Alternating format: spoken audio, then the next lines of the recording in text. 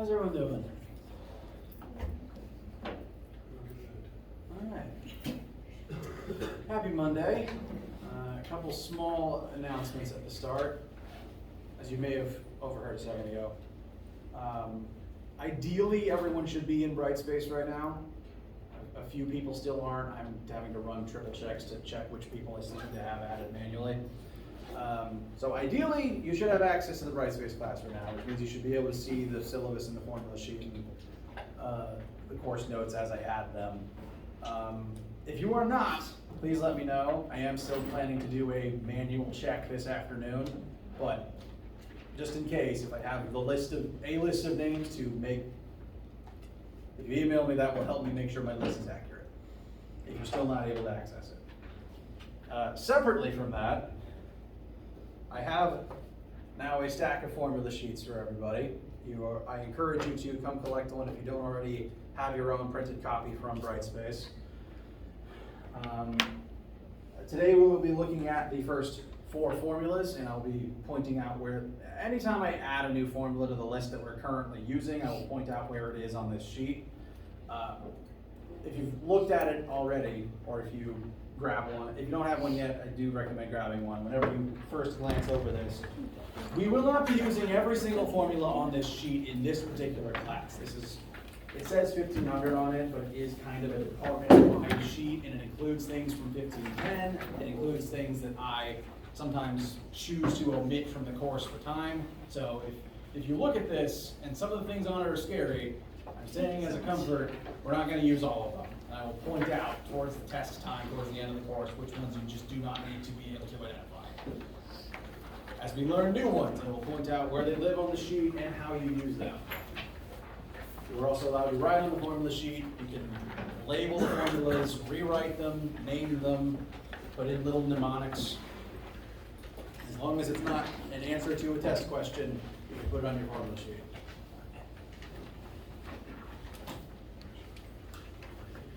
So, before we get started, any questions, concerns, goofy thoughts from anybody before we get started?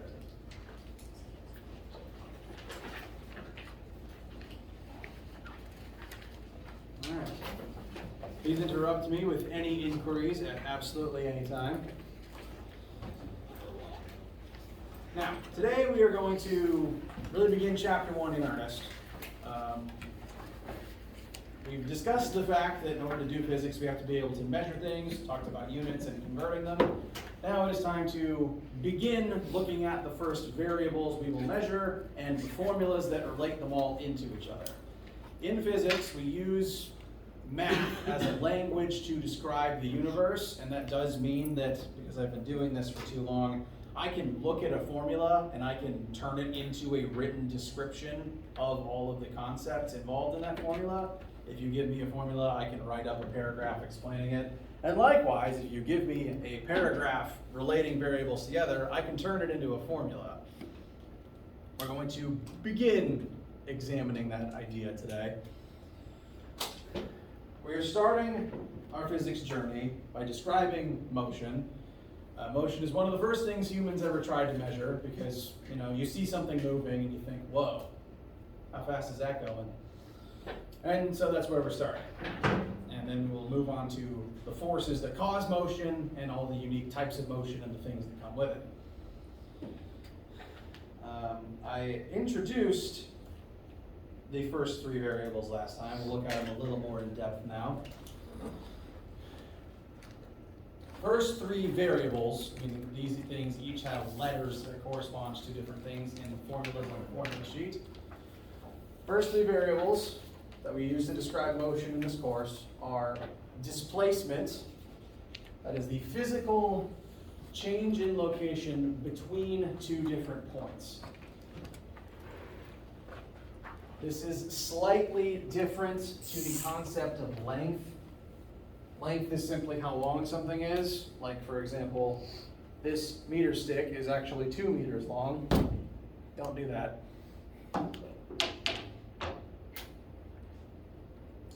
Displacement is a little more specific than just length, because that meter stick's length is the same no matter how I position it. If If I hold it straight up or straight sideways, it's still 2 meters long.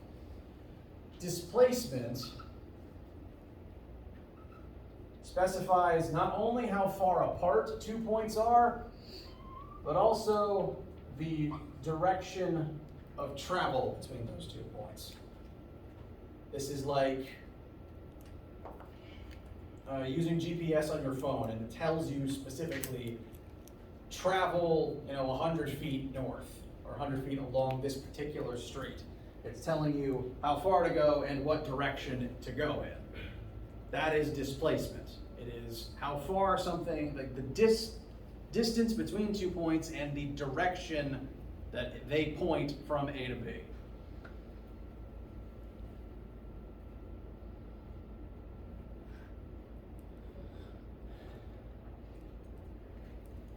Because this is a metric-based class, we like to measure displacement in units of meters.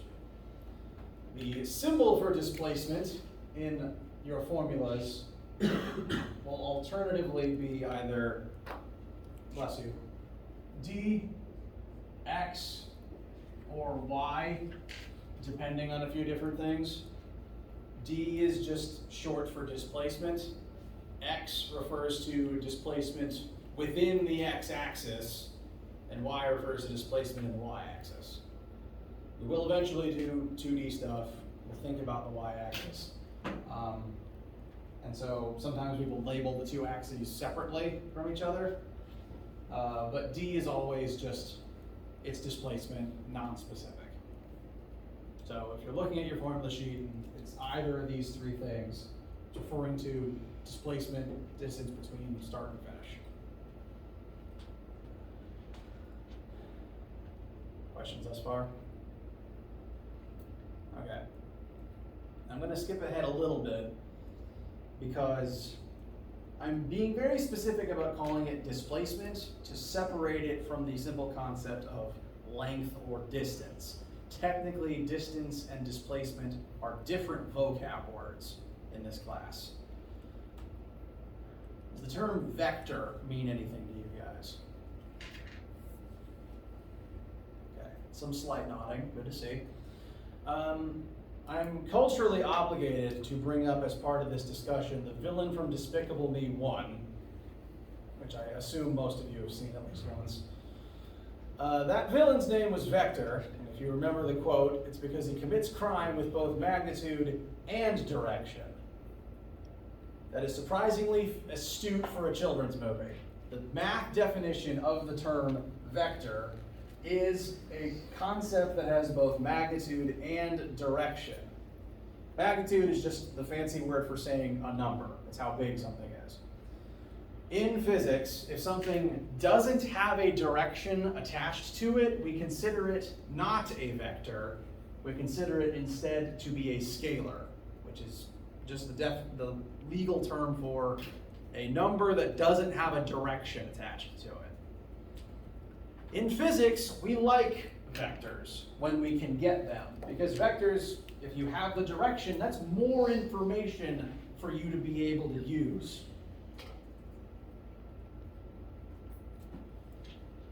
To kind of give a little bit of a fringe case as to why we prefer vectors, say, you were going on a hiking trip and you're at base camp and you communicate with your friends, call them, text them, whatever. They say that they hiked a mile out. They're somewhere a mile away from you, but they don't know what direction they went in. A mile with no direction is just scalar distance, and technically that means they can be anywhere on the edge of that circle, a mile in any direction. That's less information, that's less useful. And in physics, we want as much information as possible. So if your friends instead say, we went a mile northeast, then you know exactly where they are. For that reason, because it's more specific, because we get more information out of the vector than the scalar, if something can have a direction, we prefer to know it and keep writing it, keep it in the question if we have it. So if something can be a vector, we like that it's a vector, we like that it has a direction, and And that's why I was talking about displacement as opposed to simply length or distance. Length and distance are vague scalars. Displacement is a more specific vector. So anytime that there is a direction involved, I will point it out. Whenever we learn about a new variable, I will make sure you know if it's a vector or not, if it can have a direction, if we care about its direction. The first three things that we're talking about, those first three variables from the previous slide, these are all vectors. And I will point out exactly what the fact they are vectors represents. If something can be a vector, we want that direction. That said, there are plenty of things that simply can't be vectors because you can't really have 5 degrees Fahrenheit up or 2 hours down. So certain things like mass, temperature, time, those are always scalars. They don't have a direction, really. So there are certain things that can't have a direction, and that's fine. It means you don't have to worry about trying to figure it out. And that's why, again, I will point out for every new variable we add to our list of things, I will point out if it's a vector or not. I will remind you constantly. Sound fair so far? Okay. So back to our list of first variables. All of these are vectors, the way that we define them in physics. Displacement is a vector. We want to know what direction you traveled in. The next thing on this list is velocity, which is the vector counterpart to speed. Speed is a measure of how fast you are currently moving. Your rate of meters elapsing every single second you travel, like miles per hour on your speedometer. It's just distance over time, how much distance you cover per unit of time. That's speed. Velocity is speed with a direction. If you're driving and you're only looking at your speedometer, you might only be able to guarantee that you're moving 60 miles per hour somewhere. But if you look up at the rear view, which often has those electronic compasses on them, then you could add, oh, I'm moving 60 miles per hour northeast. That is vector velocity. Has to have a direction attached. So velocity is just a fancy way of saying speed, if you haven't used the term before. It's a fancy way of saying speed, and it has a vector direction attached. It is the rate of change of displacement. It is literally, displacement is changing as time changes. Has anyone in this room not used triangles in math before? Okay, cool. Brief review though, just in case. This is the Greek letter delta. When it's in math, it means change in. Delta anything refers to a change in whatever it is attached to. Velocity equals change in displacement over change in time. If your displacement isn't changing, that means you aren't moving. And if you aren't moving, your velocity is 0. In order to have a velocity, you have to be actively moving, you have to be displacing a distance in some direction as time passes.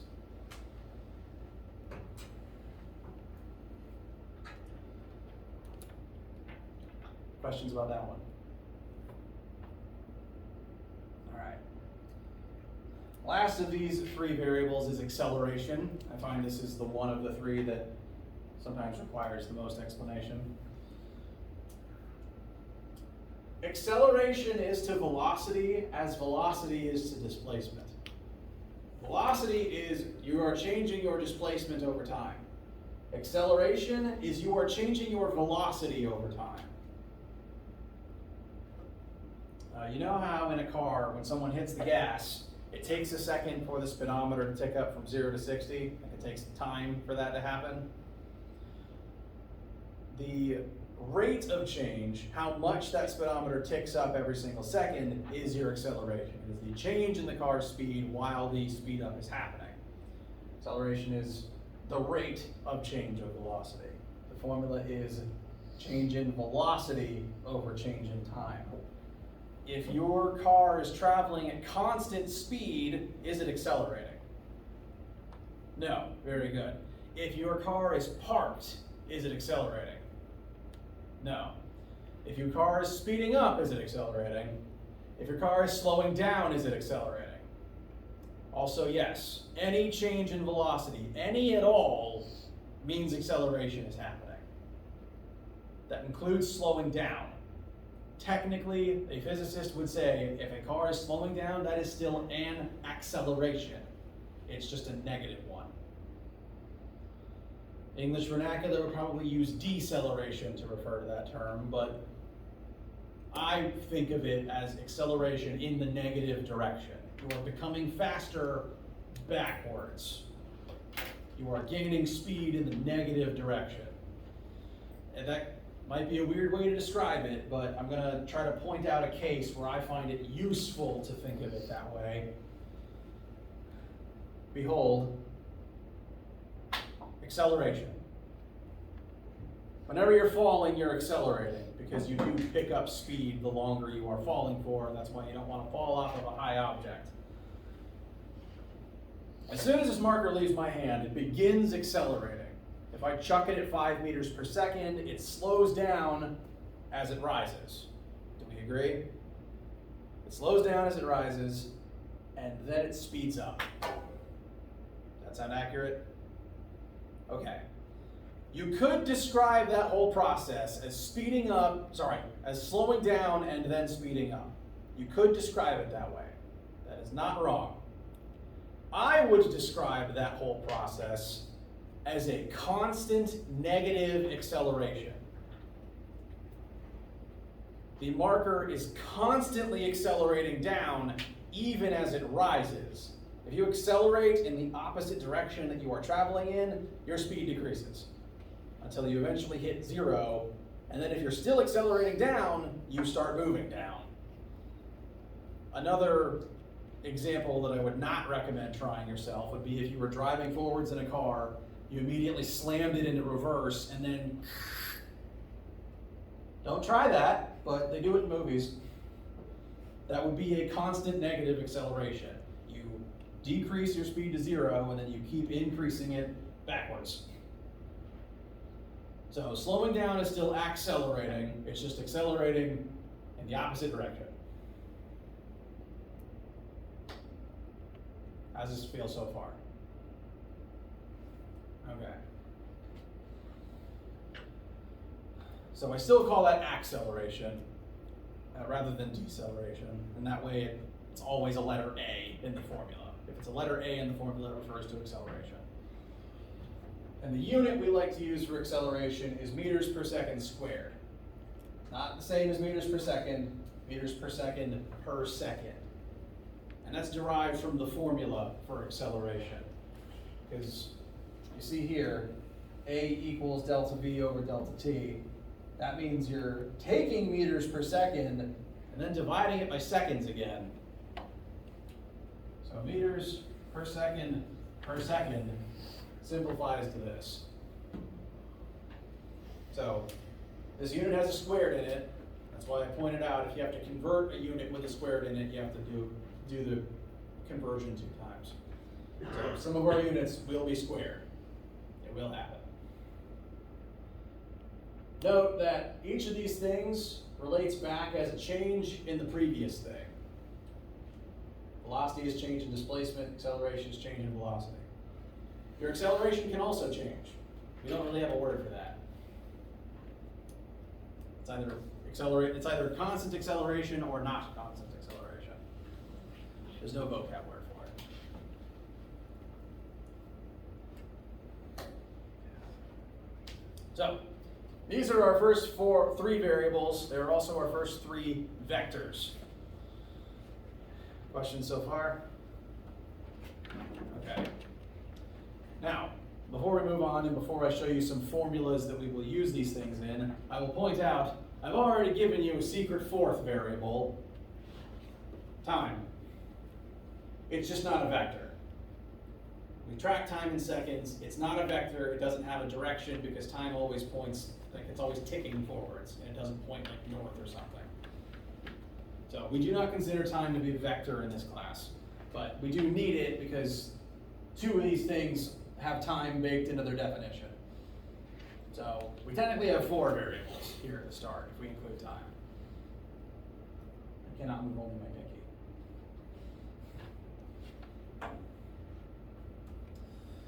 So, using those first 4 variables, the first 4 things that we can measure in the world around us, it's time to start using those measurements to describe the world around us. And when you have variables in a physics class, you put them into equations and use them to find other variables. So these are our first 4 equations. And it's tradition in this department to refer to them as the Fantastic Four equations, because the 4 of them do come packaged as a family, and we will be referring to them constantly throughout the entire semester. Out of every formulas, out of all groups of formulas in this class, these 4 will come up the most. That's why I'm covering them here at the start. And since I learned physics in this department, this description of them is stuck in my head, and I constantly refer to them as Fantastic Four equation number 1, 2, 3, or 4. So I do that subconsciously. That's what I call them. So if I ever say that out loud, you know what I mean. Now, this is also represented on your formula sheet. It's why there's an awful movie poster on the top left. Awful poster of an awful movie. And the formulas are right here next to it. In the same order. I will always write them in the same order, and I will always refer to them as 1, 2, 3, and 4. But the reason that these formulas exist is to take those first 4 variables, displacement, acceleration, velocity, and time, and describe how they all relate to each other.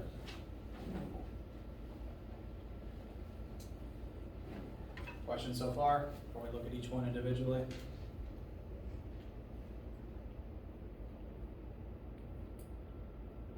All right. Now the first 2 we've kind of already talked about, because these from the previous slides are the definitions of velocity and acceleration. Now, there's a couple quirks to how these are written that I want to go ahead and cover, because I usually get questions about it. First, what's the deal with the triple equal sign? Bless you. Mathematically, that's just an equal sign. You don't have to do anything different about it. As an explanation of what it does mean linguistically, though, this symbol reads as acceleration is defined as change in velocity over change in time. A normal equal sign kind of implies a coincidence. This happens to be the same number as these. But a triple equal sign means that it's not an accident. We define this as this. If you look up acceleration in the dictionary, this is what you get. So it's technically stronger than equal sign, but you don't have to treat it any differently. It's functionally just an equal sign. You can elect to ignore that extra line on it. Next, I will again talk about the triangles. That is the symbol delta. I will call it as such. And when it appears in math, it is referring to a change in whatever it is attached to. So delta x, change in x, that can be alternatively written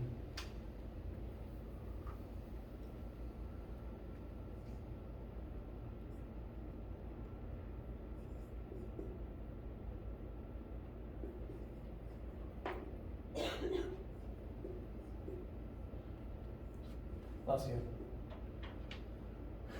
Anytime you see delta anything, it can be alternatively written as that thing's final iteration minus that thing's initial iteration. So delta anything is final minus initial. And that's why if the variable doesn't change, you end up with a 0 in this space. If you're sat on, the 30-meter line of 30-yard line of a football field, and then you stay on the 30-yard line of a football field, your displacement is 0 because 30 minus 30 is 0.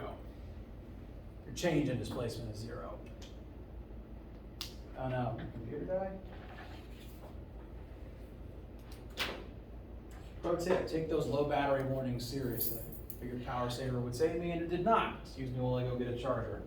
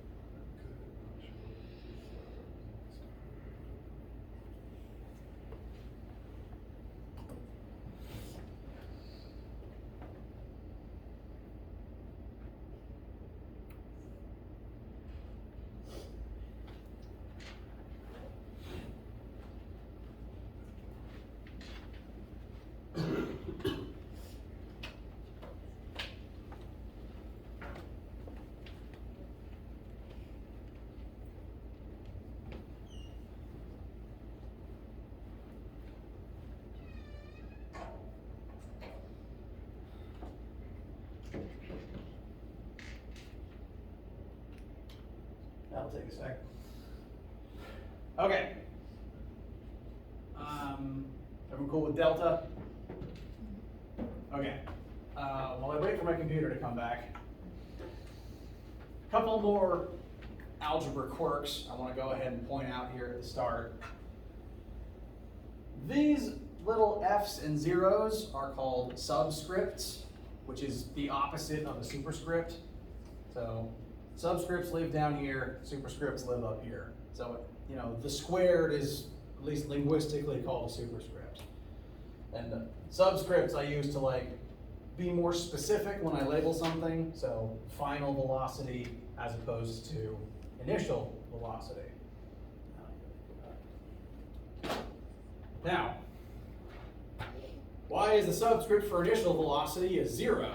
Some of you might be wondering. And that is because, really it's because of British English, if I'm being honest with you. That 0 is technically not N-A-U-G-H-T, which in some English-speaking countries is just a synonym for 0. I learned physics, at least in part, from a South African man, and so a certain amount of Britishisms have fed their way into how I do physics, just through that process. So I might read this out loud as V naught, which functionally means velocity at time of 0, starting velocity. It is synonymous with V initial. So if you say work together, and perhaps, you know, if you happen to look up physics on the internet, you might see VI instead for initial. These are synonyms, and my brain uses them interchangeably sometimes. I think accidentally I once wrote them, switched between them on the fly in the middle of a question, in the middle of a lecture, which rose a few eyebrows. Anytime two things are the same thing in my head, they just kind of get used interchangeably sometimes, so for that I apologize. They mean the same thing, they're synonyms. I think the formula sheet prefers to use zeros, but depending on what things you look up, sometimes depending on how I write my notes, it might be an I or a 0 for initial. So I want to try to make that clear at the start.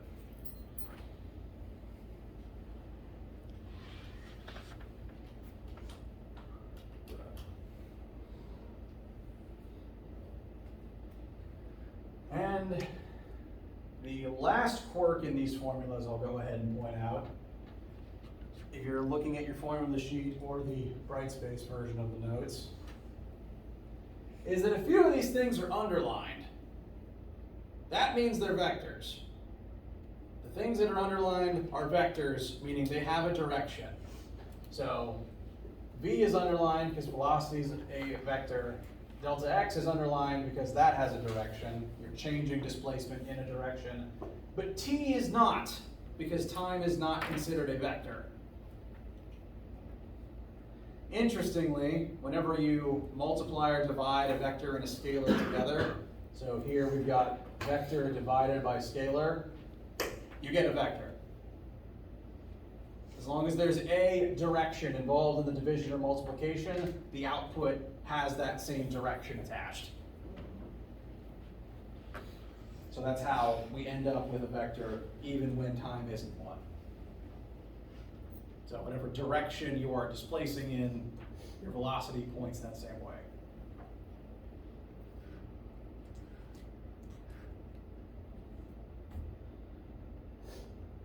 Questions so far? Okay. While I'm waiting on that to come back to life, I'll just write out the formulas instead. So that's the first formula. Again, just the definition of velocity. The second formula is the definition of acceleration. I'm trying to make that clearer. So as your velocity changes over time, you are accelerating. So 1 and 2 are just those definitions. Formulas 3 and 4 add in a little more information. But they both kind of have the same general use.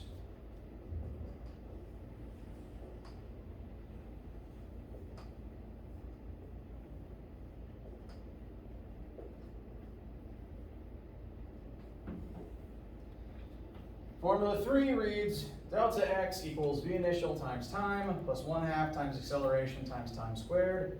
Formula 4 reads velocity final squared equals velocity initial squared plus 2 times acceleration times change in displacement. Have you noticed, say in a car, that when you step on the gas, not only does it take time for the dial to tick up to the speed you want to go, the car starts moving even though it's not at the final speed yet. You know, the car is moving while it speeds up. And the same is true when you hit the brakes and slow down. You hit the brakes and it takes a certain amount of distance to actually decrease from 60 to 0. And that's why you want to stop. You want to start the process, very far away from the red light or the stop sign. These formulas refer to the distance that you travel while accelerating. Because while you accelerate, you are moving. You are in the process of displacing through space. And what these say is, as time passes while you're accelerating, you will move some distance forward as that takes place. So say again, you're driving in a car and you hit the brakes. This formula could tell you how far forward you're going to skid as you slow down. And the fourth one honestly does the same thing. This one also exists to relate acceleration to change in displacement. So they do roughly the same things, they just do them slightly differently. The third one has time in it. So if you know how long you're accelerating for, you can figure out the distance you move forward. The third one doesn't have a t in it. So this is useful in the fringe cases where you don't know time, but you know instead your change in velocity. They do the same thing, just in different scenarios. They're basically different sized wrenches that accomplish the same goal, but with different situations.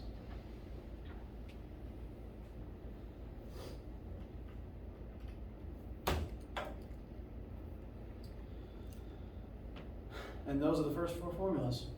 I guess Phil. All right. Someone please tell me the time. My laptop's dead. 11:05.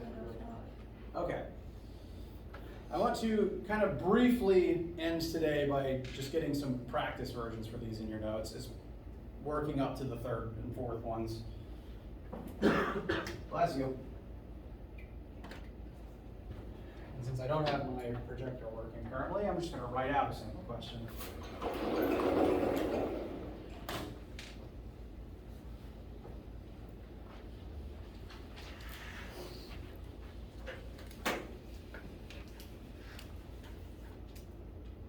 Do Do you want me to tell you what they are? Yes, that would help me a lot, thank you. You drive at a constant 55 miles per hour for 23 minutes. I'm actually gonna make the executive decision to say that that's meant to be meters per second instead of miles per hour to save us some trouble. I changed it on the version up here. The version online is slightly older. I apologize. Executive decision to make that meters per second. Thank you, though. Oh, yeah, that's minutes. So, when I'm doing questions on the board, I recommend, I do the process that I recommend my students do when you're working on things on your own. Read the question, pick out all the variables that you're given, and I like to write them out on the side with variable labels to make it clear what things I know to help me find out which formulas I want to use. So in this question, we're told the car is driving at 55, I'm making it meters per second, for a time of 23 minutes, and we want to know how far does the car move during that time. So I've listed both the two things we're told and the thing that we want. And now that that's all written there, we have to pick which formula we want to try to use to get us where we want to go. I like writing them all out so that it's easier to tell. We want a formula with these three letters in it. V, delta T, and delta D, delta X, however it kind of currently is written. So, what formula should we use right now? Very good. Velocity is delta X over delta T. Bless you. 55 meters per second equals delta X over 23 minutes. We good to go? One small catch. Correct. We have meters per second and minutes. We do want those two to match so that the units cancel correctly. So, how many seconds is 23 minutes? 1380. Thank you.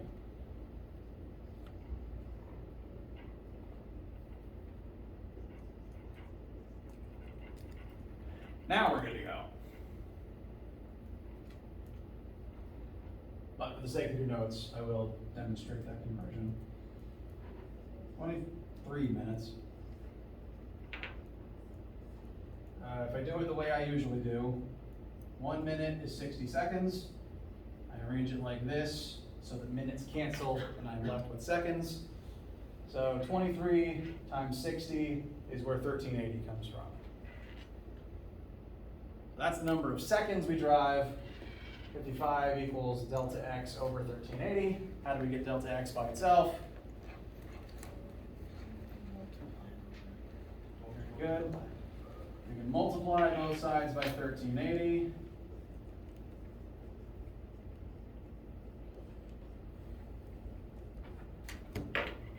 That's going to cancel the two 1380s on the right, leaving us with delta X equals 55 times 1380. I believe that gives us a final delta X of 75,900 meters. Cool. How many kilometers is that? Just as an aside. 7,500. No. Because. Say it again? 75.9. Correct. King Henry died by drinking chocolate milk. Kilo, hecta, deca, base, deci, centi, milli. You want to go from base to kilo. The decimal point needs to get dragged 3 spaces to the left. So, 1, 2, 3, 75.9.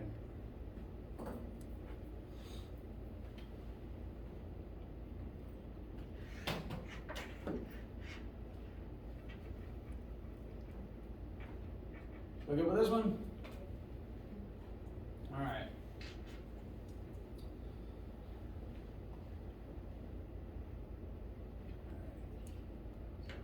I'll put the next one over here. Next one, I think I remember it. A car starts at rest and speeds up to 30 meters per second over a period of time of 4 seconds, what is its acceleration? Is that right? Thank you.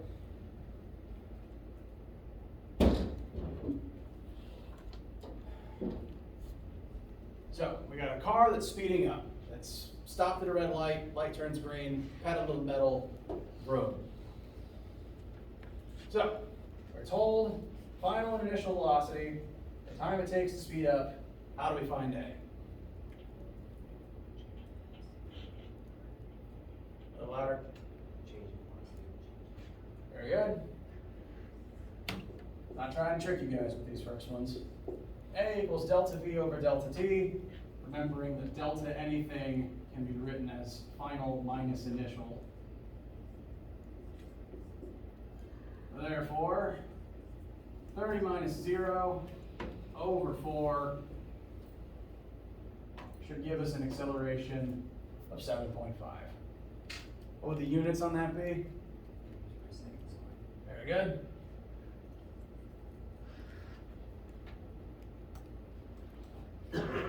Bless you. So, just want to make absolutely clear.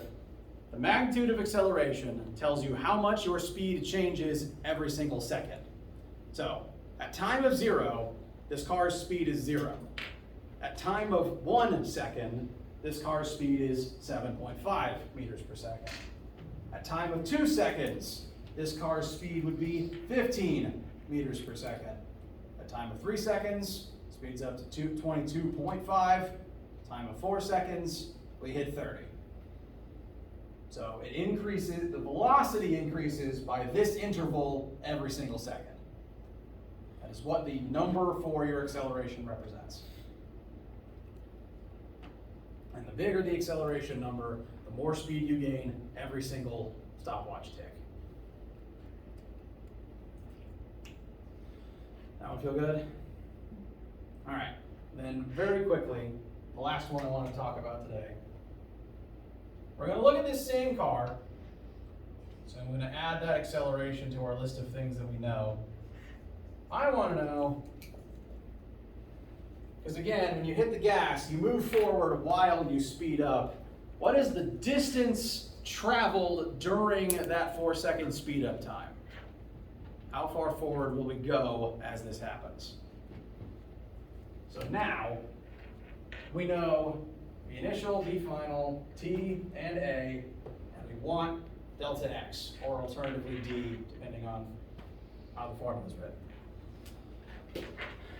What formula do you think we should pursue? Third one is an excellent choice. Delta X equals V initial times T is 1/2 AT squared. What's great about this one is we know all these things, and it's already delta X equals, so we don't really have to rearrange anything. Delta X equals V initial is 0, which is going to make our life a little bit easier. Because 0 times 4 is just going to go away. Plus 1/2 times 7.5 times 2, nope, it's 4, pardon me, 4 squared. Consider this a miniature order of operations test. To solve this correctly, you want to make sure you are only squaring the 4. The 4 is the only thing here that gets squared. If you do that correctly, the final answer, bless you, should be 60. 0 times 4 just vanishes.